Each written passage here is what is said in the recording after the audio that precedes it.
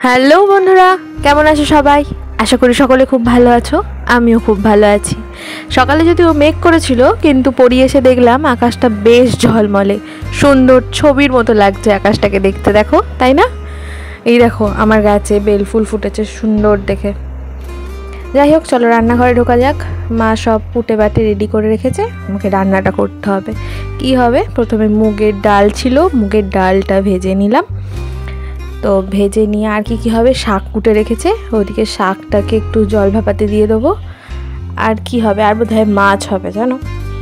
তো দেখা যাক কি হয়। তো শাকটা পোস্ত দিয়ে একটুখানি ভেজে নিলাম, আর ওদিকে মুগের ডালটাকে সেদ্ধ চাপিয়ে দিলাম। এবার পটলগুলো কাটা আছে, পটলগুলো নুন হলুদ মাখানো আছে, একে একে ভেজে নেবো পটলগুলো সব দিয়ে। আজকে মাছটা ভাবছি একটু অন্য রেসিপিটা করব। দেখা যাক, আমি একটা রেসিপি দেখেছিলাম পোস্ত রুই বলে, দেখা যাক ওই রেসিপিটা বানানোর চেষ্টা করবো, আর তোমাদের সাথেও শেয়ার করবো কীভাবে বানালাম। তো পটলগুলো একে একে ছেড়ে দিই, পটলগুলো হতে থাক।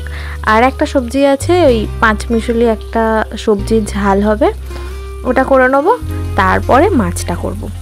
তো এই কড়াইতে তেল বসিয়ে দিয়েছি, পটলটা ভাজা হয়ে গেছে আমার ওদিকে। এইবার সবজিগুলো সব কাটা ছিল পাঁচমিশালি, ওটা ঢেলে দিলাম। এই যে আমার পটল ভাজাটা এদিকে রেডি, এদিকে সবজিটা হচ্ছে। এই যে রুই পোস্ত রেডি। তো আমি চলো চান টান করে বাকি কাজ করে নিই, একদম লাঞ্চে দেখা হচ্ছে।